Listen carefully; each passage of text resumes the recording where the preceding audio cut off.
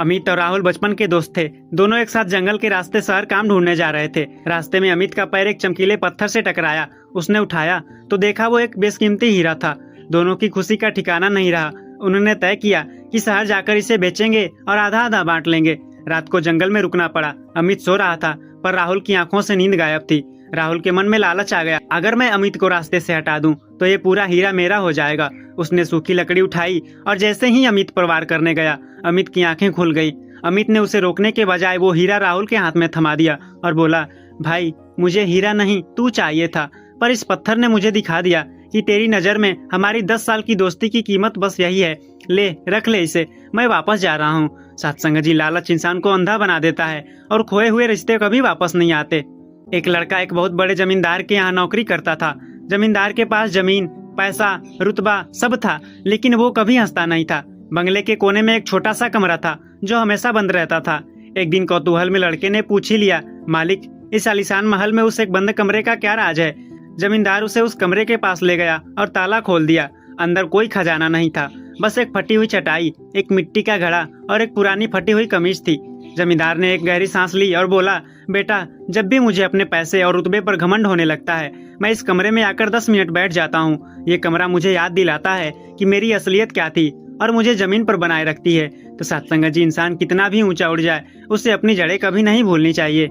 एक बार एक माँ अपने बच्चे को लेकर एक संत के पास गई और कहा, महात्मा जी मेरा बच्चा बहुत गुड़ खाता है, आप इसे समझाएं कि यह गुड़ ना खाए। महात्मा जी ने बच्चे को देखा और माँ से कहा, तुम इसे 15 दिन बाद लेकर आना। माँ हैरान हुई पर 15 दिन बाद फिर गई। तब महात्मा जी ने बच्चे के सिर पर हाथ रखा और प्यार से कहा, बेटा गुड़ नहीं खाना चाहिए, यह सेहत के लिए बुरा है। बच्चा मान गया। माँ ने पूछा, यही बात आप 15 दिन पहले भी कह सकते थे। महात्मा जी मुस्कुराए और बोले, बहन 15 दिन पहले मैं खुद बहुत गुड़ खाता था। जो बात मैं खुद नहीं मानता वह दूसरों को कैसे कह सकता था। इन 15 दिनों में मैंने पहले खुद गुड़ छोड़ना सीखा। गणित का एक नियम है, शून्य की अपनी कोई कीमत नहीं होती, लेकिन वह जिसके पीछे लग जाए उसकी कीमत 10 गुना बढ़ा देता है। समर्पण का सबसे गहरा रहस्य यही है कि खुद को शून्य कर लो। एक तपती हुई लोहे की कढ़ाई पर जब पानी की बूंद गिरती है तो वह पल भर में जलकर खत्म हो जाती है और बहुत तेज छन छन की आवाज़ करती है, लेकिन वही बूंद जब कमल के पत्ते पर गिरती है तो मोती की तरह चमकती है, और वही बूंद जब समंदर में गिरती है तो समंदर हो जाती है। सत्संगत जी, प्यार से कहना जी, धन निरंकार जी। सत्संगत जी, आज मैं आपसे एक सवाल पूछने जा रहा हूँ जिसका जवाब शायद आपके पास भी नहीं होगा। सत्संगत जी, हम सालों से सत्संग जा रहे हैं, घंटों सिमरन करते हैं और हमने ब्रह्म ज्ञान की वो अनमोल दात भी ले ली है जिसे पाने के लिए ऋषि मुनि तरसते थे। लेकिन जरा रुकिए, अपनी आंखें बंद कीजिए और खुद से सच्चे दिल से पूछिए, क्या इन सालों में मेरा स्वभाव बदला? क्या मेरी जुबान की कड़वाहट कम हुई? क्या मेरे घर के झगड़े खत्म हुए? अगर जवाब नहीं है तो समझिए कि आपने ज्ञान तो लिया है पर उसे पिया नहीं है। हमने चिराग तो जलाया है पर हम अब भी अंधेरे में ही खड़े हैं। आज की ये वीडियो कोई प्रवचन नहीं है, ये एक आईना है। आज हम जानेंगे कि क्यों ज्ञान लेने के बाद भी हमारा जीवन 1 इंच भी नहीं बदला और कैसे हम उस ज्ञान को केवल शब्दों से निकाल कर अपने सांसों में बसा सकते हैं। सत्संग जी, हम अक्सर क्या करते हैं, हम सत्संग में जाते हैं, सुंदर विचार सुनते हैं और इन विचारों को अपने दिमाग की एक डायरी में नोट कर लेते हैं। हम दूसरों को सुनाने के लिए तो ज्ञान के बड़े बड़े भंडार इकट्ठे कर लेते हैं, लेकिन जब खुद पर अमल करने की बारी आती है तो हम वही पुराने इंसान बन जाते हैं। सत्संग जी, ज्ञान एक नक्शे की तरह है। नक्शा होने का मतलब यह नहीं कि आप मंजिल पर पहुंच गए। मंजिल पर पहुंचने के लिए उस नक्शे पर चलना पड़ता है। अगर आपके पास स्वर्ग का नक्शा है पर आप एक कदम भी नहीं बढ़ा रहे तो आप नर्क जैसी अशांति में ही रहेंगे।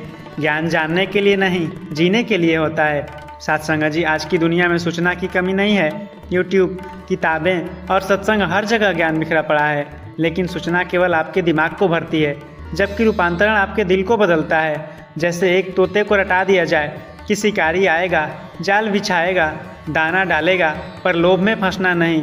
तोता यह मंत्र पढ़ता रहता है, लेकिन जैसे ही शिकारी जाल बिछाता है वह उसी पर जाकर बैठ जाता है और वही मंत्र पढ़ता रहता है। हमारी हालात भी कुछ ऐसे ही हैं। हम सिमरन तो करते हैं पर लालच, क्रोध और मोह के जाल में आज भी फंसे हुए हैं। ज्ञान लेने के बाद जो सबसे बड़ा खतरा पैदा होता है वह है ज्ञान का अहंकार। पहले हम अज्ञानी थे तो कम से कम हमारे अंदर सीखने की चाह थी। अब हमें लगता है कि हमें तो ब्रह्म ज्ञान मिल गया है, हमें अब कुछ और सीखने की ज़रूरत नहीं है। यही वो बिंदु है जहाँ हमारी प्रगति रुक जाती है। जब इंसान को लगता है कि उसे सब पता है तो उसके सुधार के सारे दरवाजे बंद हो जाते हैं। असली ज्ञान वह है जो जितना अधिक जानता है उतना ही नम्र होता जाता है। अगर ज्ञान मिलने के बाद आपकी गर्दन और अकड़ गई है तो समझ लीजिए कि वो ज्ञान नहीं, अहंकार की नई खाद है। तो सत्संगत जी, कैसे पता चले कि ज्ञान जीवन में उतरा है या नहीं? इसकी जांच बड़े बड़े सत्संगों में नहीं होती। इसकी जांच आपके घर की रसोई में होती है, आपके दफ्तर के तनाव में होती है और आपकी मुश्किल घड़ी में होती है। जब कोई आपकी निंदा करे तो क्या आप अब भी उत्तेजित होते हैं? जब घर में आपकी मर्जी के खिलाफ हो तो क्या आप अब भी चिल्लाते हैं? क्या आज भी आप दूसरों को नीचा दिखाने की कोशिश करते हैं? अगर ये चीज़ें अभी भी वैसी हैं तो समझ लीजिए कि ज्ञान अभी केवल जुबान तक है, रूह तक नहीं पहुंचता। सत्संगत जी, जीवन तब बदलता है जब ज्ञान स्मृति से निकलकर स्वभाव बन जाता है। इसके लिए 3 चीज़ें जरूरी हैं। निरंतर अभ्यास, जैसे रोज कसरत करने से शरीर बनता है, वैसे ही रोज सहनशीलता और नम्रता का अभ्यास करने से दिव्य गुण पैदा होते हैं। सजगता, हर पल जागते रहें। जब भी गुस्सा आए तुरंत याद करें, मैं कौन हूँ, मैंने क्या ज्ञान लिया है। तीसरा है सतगुरु की छत्र छाया। हर छोटे बड़े फैसले में सतगुरु को याद रखें। जब आप खुद को कर्ता मानना छोड़ देते हैं तो जीवन अपने आप बदलने लगता है। सत्संगत जी, इस यात्रा को अब और गहराई में ले चलते हैं। जब हम कहते हैं ज्ञान तो लिया पर जीवन नहीं बदला, तो हमें उस रुकावट को समझना होगा जो हमारे और सतगुरु के बीच खड़ी है। अक्सर हमारे जीवन में एक बहुत बड़ी खाई होती है। एक तरफ वह है जो हम कहते हैं और दूसरी तरफ वह है जो हम करते हैं। हम मंच पर खड़े होकर प्रेम की बातें करते हैं, लेकिन मंच से नीचे उतरते ही साधारण इंसानों की तरह व्यवहार करने लगते हैं। ज्ञान वह बीज है जो बोया जा चुका है, पर जीवन वह मिट्टी है जिसे तैयार करना बाकी है। अगर मिट्टी सख्त है यानी हमारा स्वभाव कठोर है तो बीज कितना भी कीमती क्यों ना हो वह अंकुरित नहीं होगा। जीवन तब बदलता है जब हम ज्ञान को तर्क की तराजू से तौलना बंद करके एहसास की गहराई में उतारते हैं। ज्ञानी वह नहीं जो शास्त्रों को रट ले, ज्ञानी वह है जिसके व्यवहार से खुशबू आए।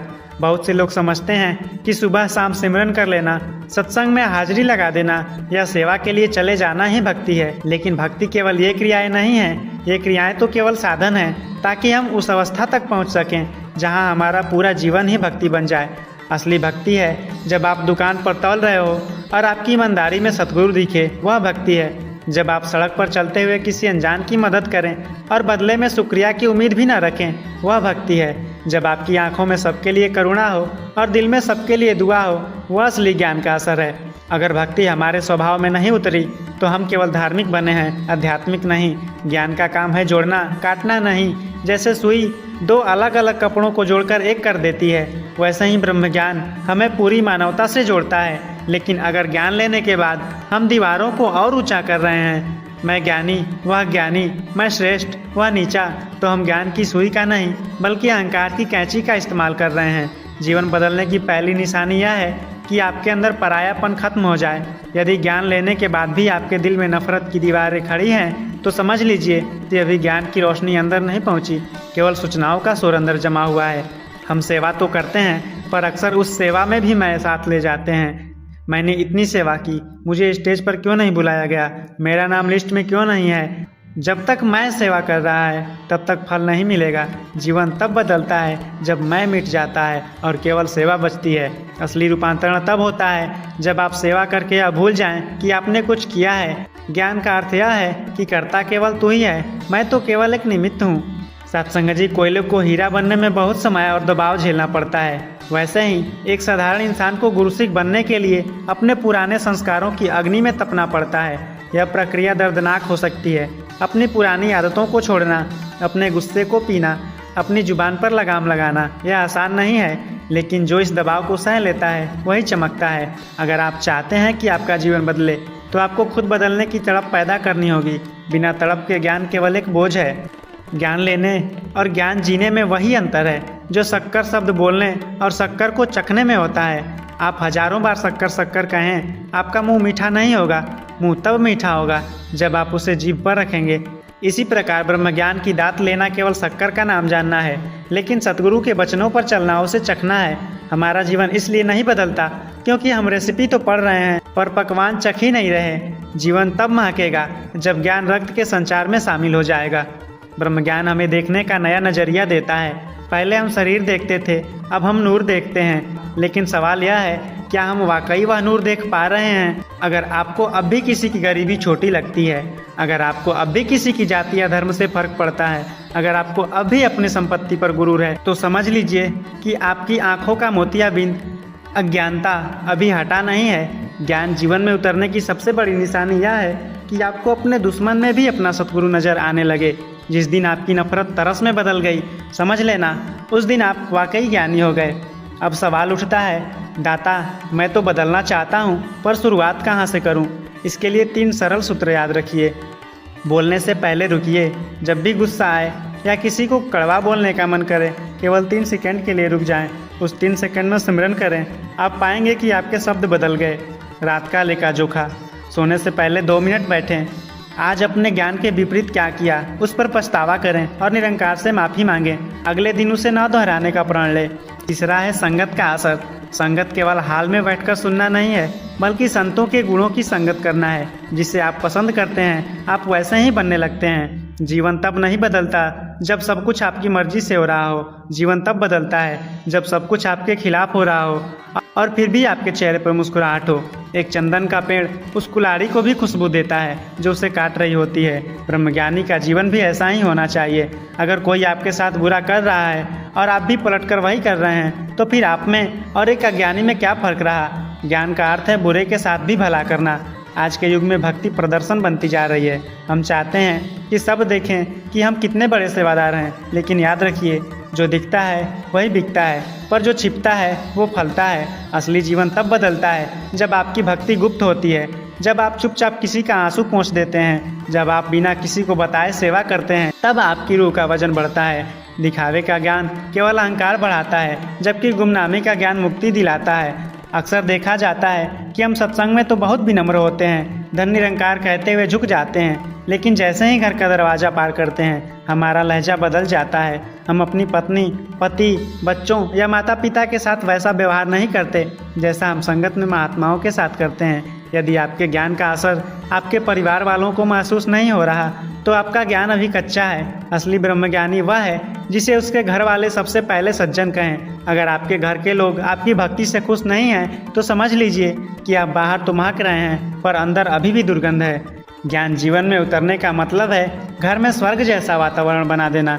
ज्ञान का मतलब शक्ति प्रदर्शन करना नहीं, बल्कि शक्ति होने के बावजूद सहन करना है। आज दुनिया में हर कोई ईंट का जवाब पत्थर से देना चाहता है, लेकिन ब्रह्मज्ञान हमें क्षमा की शक्ति देता है। एक समंदर में कितनी ही नदियाँ आकर गिरती हैं, कितना ही कचरा डाला जाता है, पर समंदर अपनी मर्यादा नहीं छोड़ता। वह सब कुछ अपने अंदर समा लेता है। जिसके जीवन में ज्ञान उतर गया, उसका हृदय समंदर जैसा विशाल हो जाता है। वह छोटी छोटी बातों पर विचलित नहीं होता, उसकी सहनशीलता ही उसकी पहचान बन जाती है।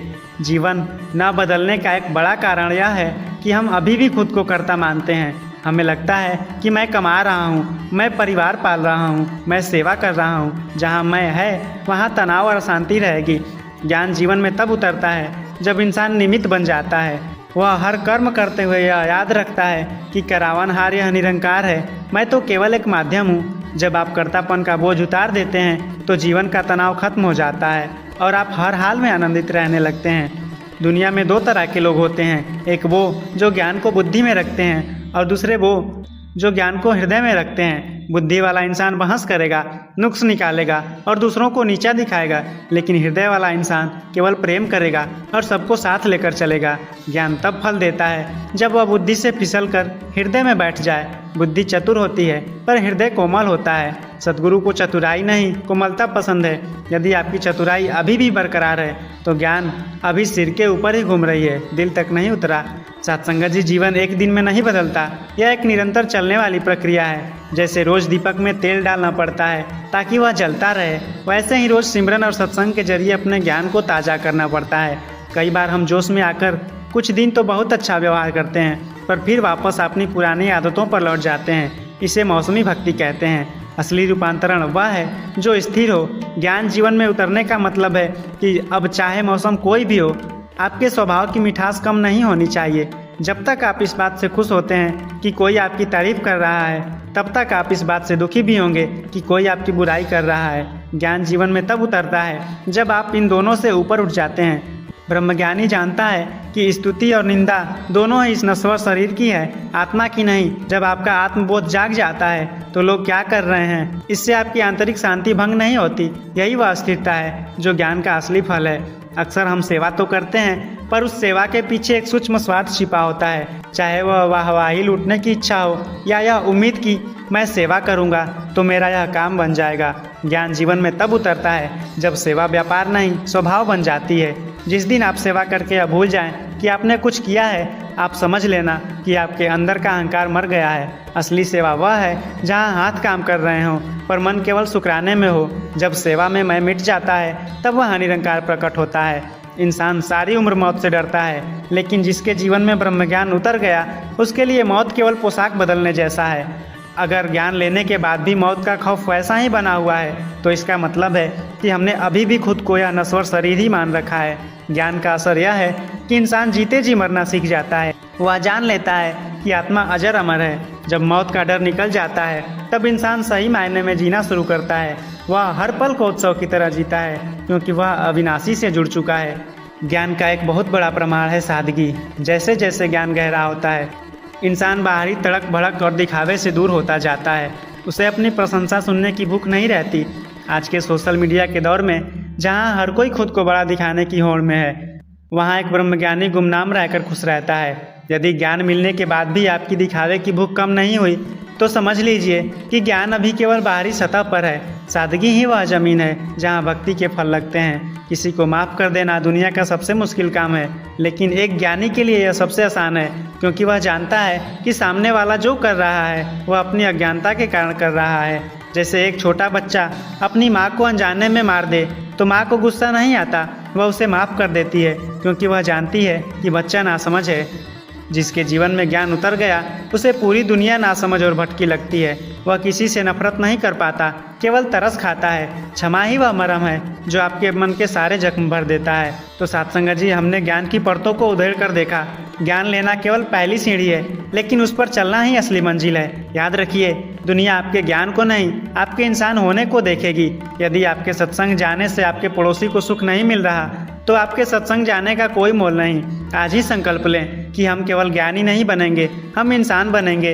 हम अपनी कमियों को स्वीकार करेंगे और हर रोज एक नया प्रयास करेंगे। सतगुरु की कृपा तभी बरसेगी जब हम पात्र सीधे रखेंगे। सत्संगत जी, एक बार एक माँ अपने बच्चे को लेकर एक संत के पास गई और कहा, महात्मा जी, मेरा बच्चा बहुत गुड़ खाता है, आप इसे समझाएं कि यह गुड़ न खाए। महात्मा जी ने बच्चे को देखा और माँ से कहा, तुम इसे 15 दिन बाद लेकर आना। माँ हैरान हुई, पर 15 दिन बाद फिर आई। जब महात्मा जी ने बच्चे के सिर पर हाथ रखा और प्यार से कहा, बेटा, गुड़ नहीं खाना चाहिए, यह सेहत के लिए बहुत बुरा है। बच्चा मान गया। माँ ने पूछा, यही बात आप 15 दिन पहले भी कह सकते थे। महात्मा जी मुस्कुराए और बोले, बहन, 15 दिन पहले मैं खुद बहुत गुड़ खाता था।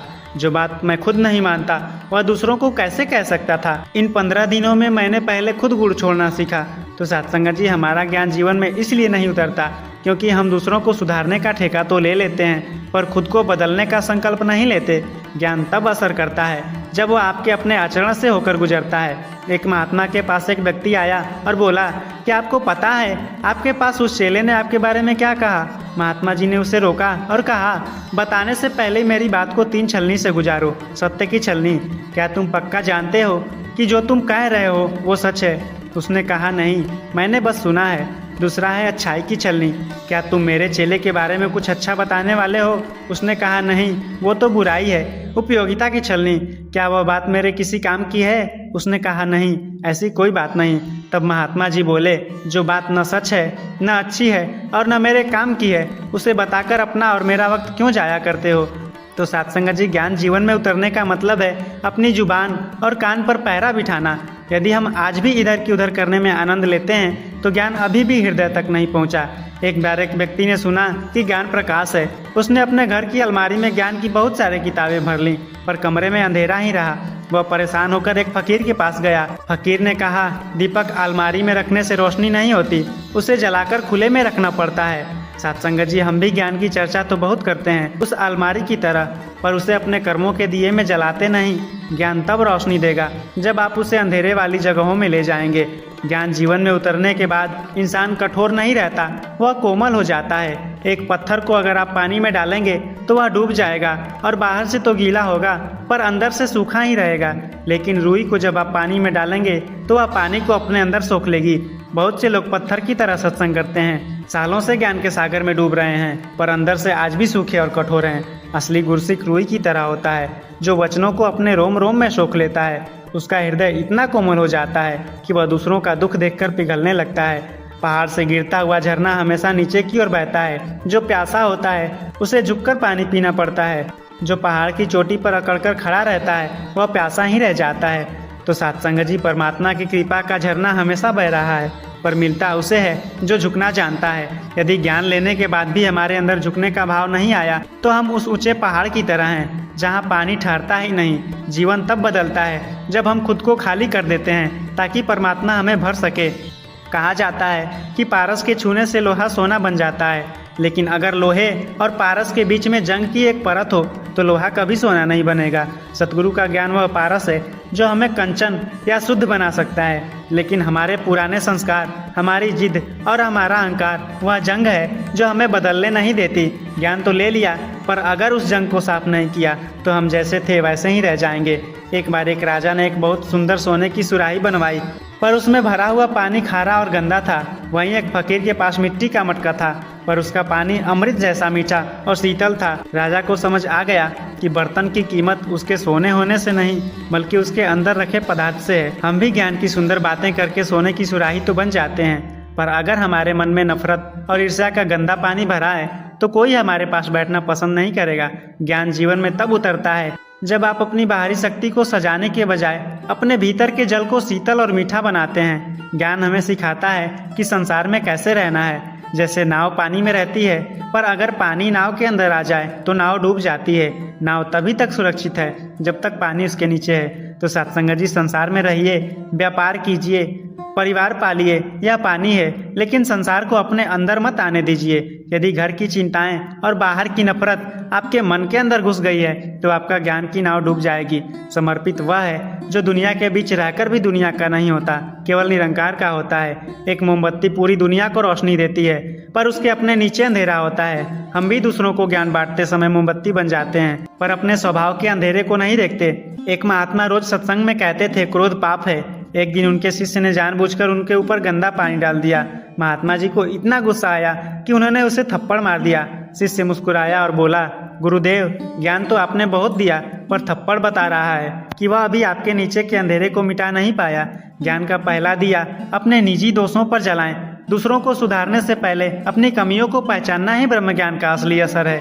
जब तक नमक की डली पानी के बाहर है, उसकी अपनी पहचान है। जैसे ही वह पानी में गिरती है, वह पानी जैसी हो जाती है। जब आप उसे देख नहीं सकते, सिर्फ चक्कर महसूस करते हैं।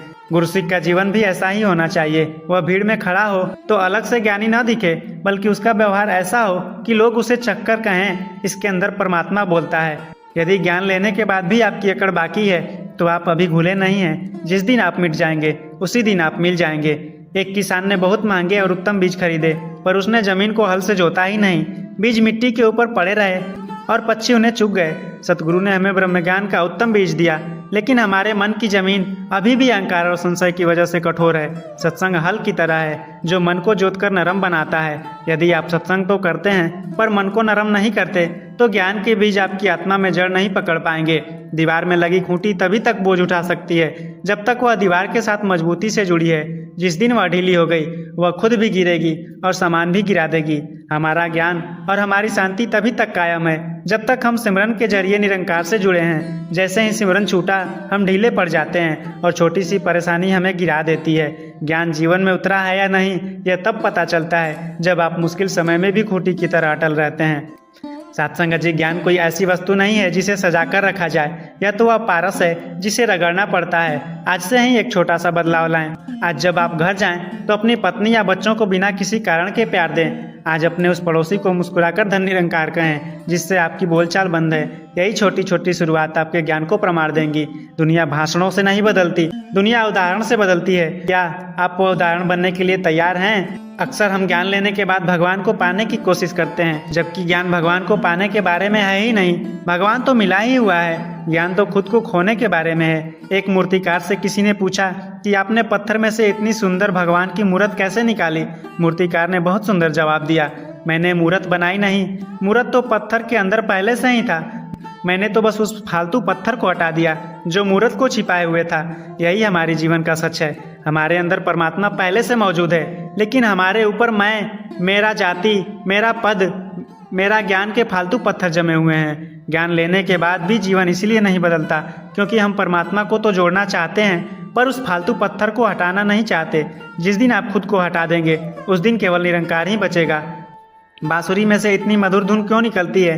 क्योंकि वह अंदर से पूरी तरह खाली है। अगर बांसुरी के अंदर थोड़ी सी भी लकड़ी बच जाए तो उसमें से सुर नहीं निकलेंगे, सिर्फ शोर निकलेगा।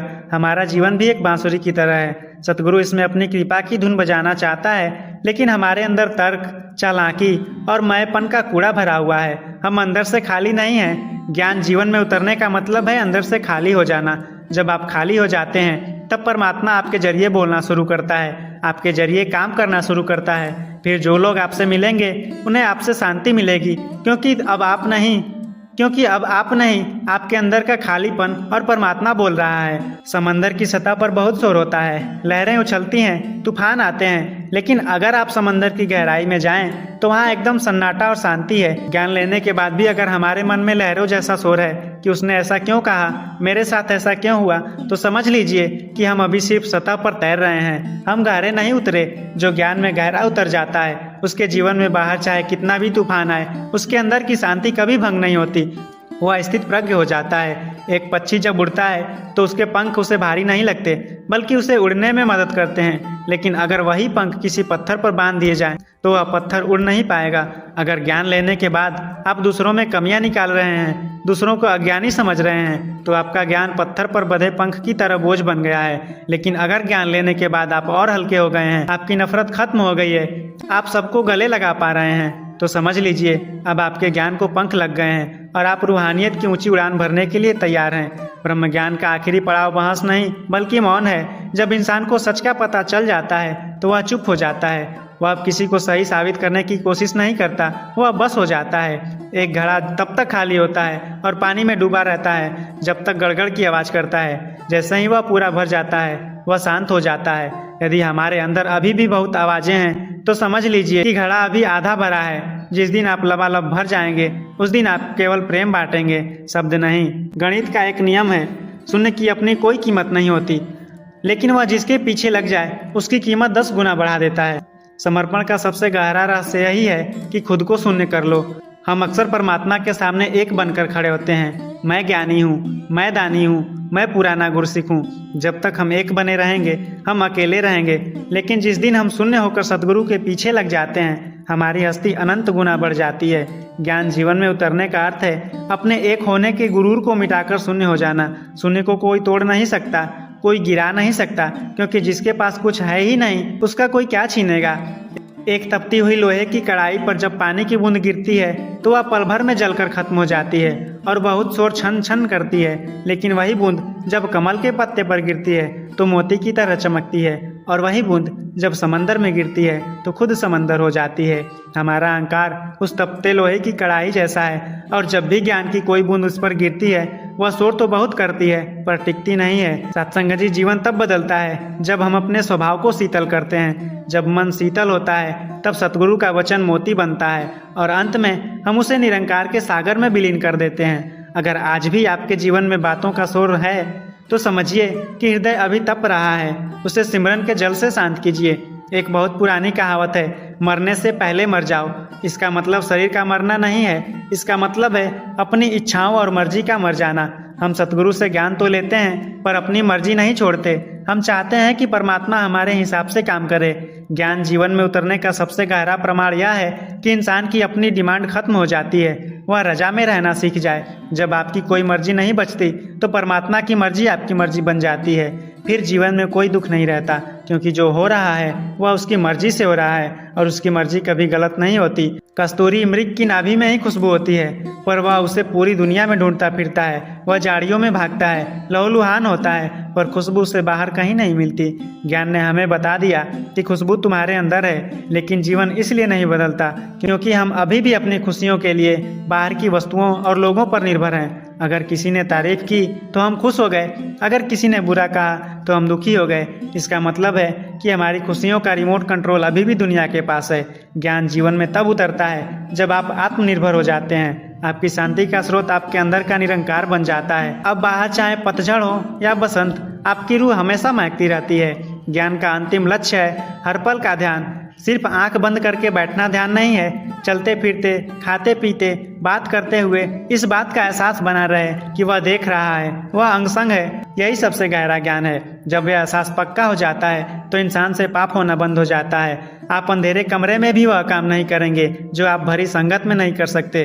जहाँ दिखावा खत्म होता है वहाँ एहसास शुरू होता है और वहीं से जीवन का रूपांतरण शुरू होता है। एक बहुत गहरा मनोवैज्ञानिक सच है कि इंसान को भोजन से ज्यादा स्वाद दूसरे की बुराई करने में आता है। ज्ञान जीवन में उतरा है या नहीं, इसे परखने का सबसे बड़ा थर्मामीटर यही है। जिस दिन आपके कान दूसरों की बुराई सुनने के लिए बंद हो जाएं और आपकी जुबान किसी की कमी निकालने से इनकार कर दें, तो समझ लेना कि ब्रह्म ज्ञान ने आपके खून को शुद्ध कर दिया है। यदि अभी भी निंदा में रसा रहा है तो आप समझो कि ज्ञान अभी भी बुद्धि के द्वार पर खड़ा है, रूह के अंदर दाखिल नहीं हुआ। अक्सर हम कहते हैं कि मैं परमात्मा को देख रहा हूँ, लेकिन गहराई यह है कि जब तक देखने वाला मौजूद है तब तक दिखने वाला अलग ही रहेगा। दुनिया में दो तरह के लोग हैं, एक वो जो परमात्मा से डिमांड करते हैं और दूसरे वो जो परमात्मा को थैंक यू कहते हैं। पर एक तीसरी अवस्था है जो सबसे गहरी है, मौन स्वीकृति। जब आपके जीवन में कोई बहुत बड़ा दुख आए, कोई बहुत बड़ी हानि हो और उस वक्त आपके अंदर से क्यों शब्द ना निकले, बस एक गहरी खामोशी हो और मन कहे, दाता अगर तूने यह दुख दिया है तो इसमें भी कोई रूहानी राज होगा। जब आपकी शिकायत पूरी तरह खत्म हो जाए और उसकी जगह एक मौन समर्पण ले ले, तब समझिएगा कि ज्ञान आपकी हड्डियों तक उतर चुका है।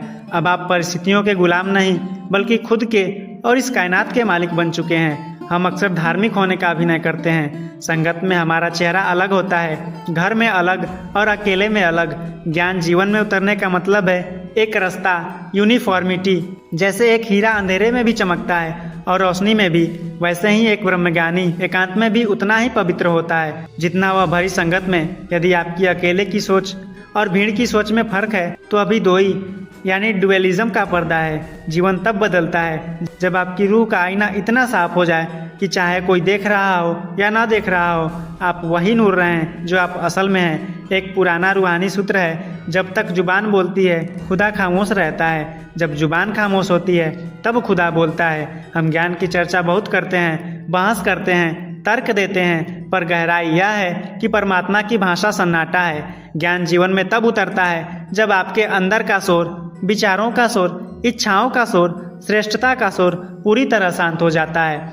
उस सन्नाटे में ही आप आपकी असली आवाज़ सुन पाते हैं। तब आपको पता चलता है कि आपको कहीं जाना नहीं था, कुछ पाना नहीं था। आप जो ढूंढ रहे थे वो आप खुद ही थे। सत्संग जी, प्रेम करना और प्रेम हो जाना में बहुत अंतर है। जब आप प्रेम करते हैं तो आपकी कोई पसंद होती है, लेकिन जब आप प्रेम हो जाते हैं तो आपकी कोई शर्त नहीं होती। सूरज यह नहीं देखता कि वह अपनी रोशनी किस पर डाल रहा है, वह फूल पर भी उतना ही रोशनी देता है जितना कांटे पर।